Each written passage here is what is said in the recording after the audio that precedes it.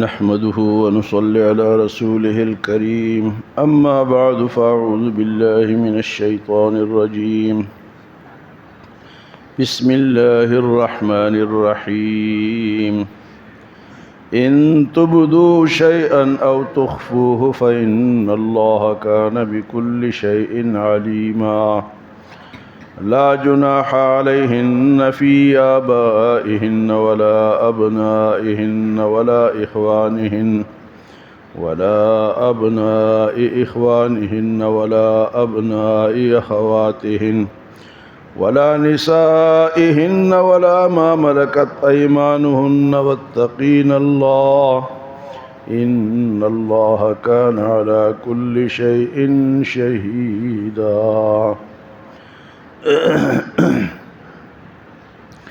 وَإِن تُبْدُوا شَيْئًا أَوْ تُخْفُوهُ تم اگر کسی چیز کو ظاہر کرتے ہو یا چھپاتے ہو فَإِنَّ اللَّهَ كَانَ بِكُلِّ شَيْءٍ عَلِيمًا بے شک اللہ تعالیٰ کو ہر چیز کا علم ہے۔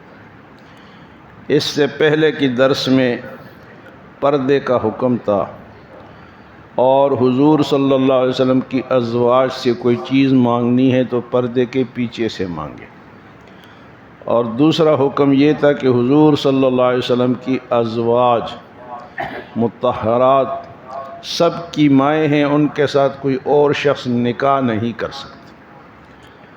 تو فرمایا کہ پردے کے لیے یا نکاح کے لیے اگر کسی کے دل میں کوئی بات ہے، کوئی ظاہر کرتا ہے یا کوئی چھپاتا ہے تو اللہ سے وہ بات نہیں چھپ سکتی۔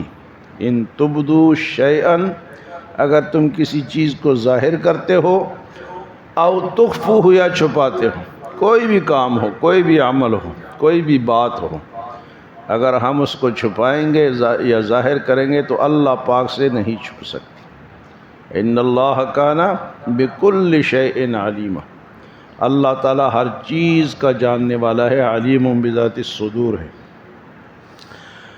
اس کے بعد پردے کے حکم میں وہ لوگ جو مستثنیٰ ہے، جن کے سامنے عورتیں جا سکتی ہیں، ان کا ذکر ہے۔ فرمایا لا جناح علیہن فی آبائہن، تمہیں اپنے باپ کے سامنے جانے میں کوئی حرج نہیں۔ باپ میں پھر چچا اور دادا وغیرہ یہ سب شامل ہو گئے۔ باپ، چچا، دادا ان سے پردہ نہیں۔ لا جناح علیہن فی آبائہن ولا ابنائہن، اور نہ اپنے بیٹوں سے پردہ ہے۔ تو بیٹے اپنے بھی ہوتے ہیں، دودھ والے بیٹے بھی ہوتے ہیں جنہوں نے دودھ پلایا ہو، منہ بولے بیٹوں کی بات نہیں ہے، یا تو حقیقی بیٹے ہوں یا وہ دودھ پلائے بیٹے ہوں۔ فرمایا ان کے سامنے بھی جانے میں حرج نہیں۔ ولا ابنائہن، اور نہ اپنے بیٹوں کے، ولا اخوانہن، اور نہ بھائیوں کے سامنے۔ بھائی جو ہیں لیکن وہ بھائی حقیقی، آج کل ہم ہر چچا زاد، مامو زاد، تایا زاد کو بھائی کہہ لیتے ہیں، وہ حقیقی بھائی نہیں ہیں، ان کے ساتھ تو نکاح جائز، صرف اپنے بھائیوں کے سامنے جانا فرمائے یہ ان کے لیے کوئی حرج نہیں۔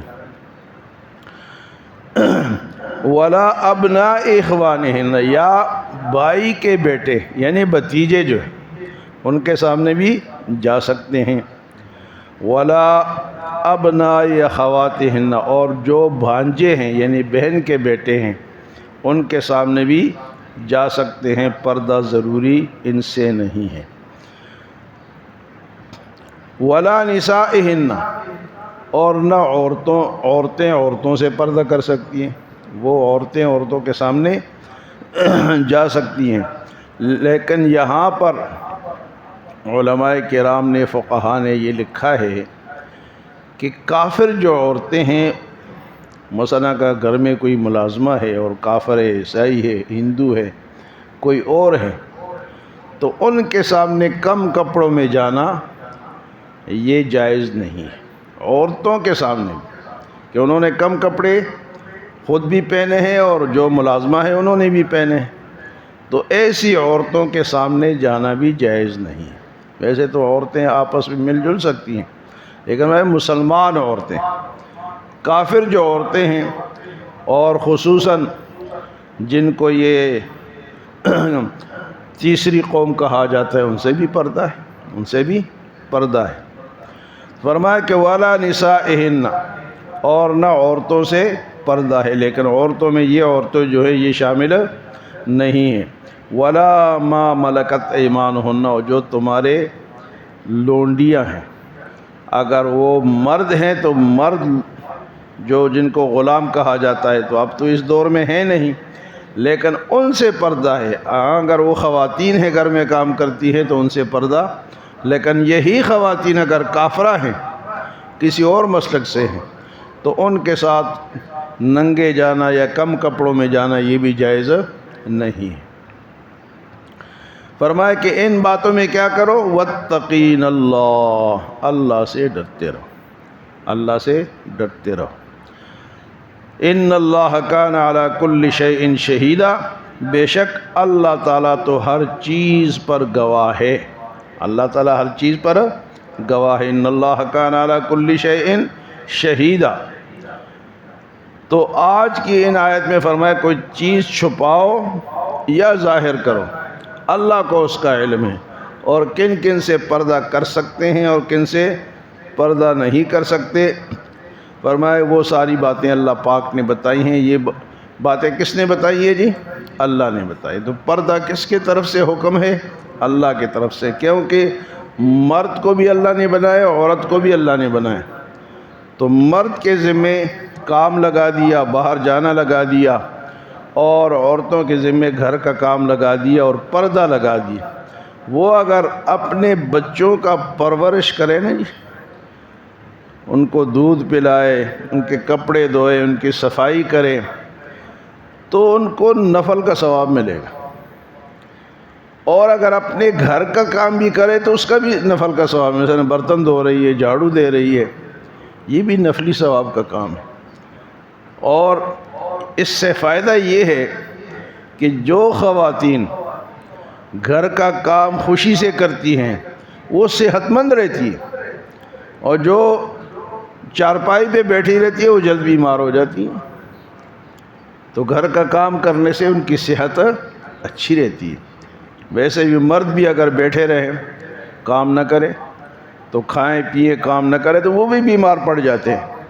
اسی طرح وہ خواتین جو کہ گھر میں ان کے نوکر چاکر، ایک صحابی حضرت ابو درداء رضی اللہ تعالیٰ عنہ، ان کی بیٹی کا رشتہ کسی نے مانگا، بڑے اچھے لوگ تھے، بڑے مالدار لوگ بھی تھے، تو حضرت ابو درداء رضی اللہ تعالیٰ عنہ نے رشتہ دینے سے انکار کر دیا۔ تو پوچھا کیوں؟ کہا کہ میری بیٹی کو جنت کمانے کا موقع نہیں ملے گا، ان کے گھر تو نوکر چاکر ہیں، تو میری بیٹی تو بیٹھی رہے گی، اس کو تو ثواب نہیں ملے گا۔ تو برتن دھونے کا، کپڑے دھونے کا اور گھر کے کام، بچوں کو سنبھالنے کا نفل کا ثواب ہے۔ اب بندہ 2 رکعت نفل پڑھے یا ایک برتن دھو لے، برابر ہے۔ ایک تو صحت مند رہتے ہیں اور دوسرے یہ کہ ان کو نفلوں کا ثواب ملتا ہے۔ تو یہ ہمیں اپنی خواتین کو بتانا چاہیے، جو ہٹ حرام ہو جائے نا چارپائی پر بھی، وہ جلد بیمار ہو جائے اور جلد پھر شی از گان، جلدی پھر مریں گی بھی۔ تو کام جو ہے گھر کا، اس کا فائدہ ہے۔ تو اس لیے فرمایا کہ عورتیں اگر تمہاری ایسی ملازم ہوں کہ وہ کافرہ ہوں یا بے پردہ ہوں تو ان سے تم پردہ کرو۔ ہاں اگر وہ پردے والی ہیں تو ان کے سامنے جانا جائز ہے۔ تو یہ پردے کے احکامات جو ہیں میرے رب کے ہیں، رسول اللہ صلی اللہ علیہ وسلم کے ازواج کو یہ حکم ہے، لیکن آپ کی ازواج کے حکم میں پوری امت کو حکم ہے۔ اللہ ہمیں عمل اور سمجھ کی توفیق عطا فرمائے۔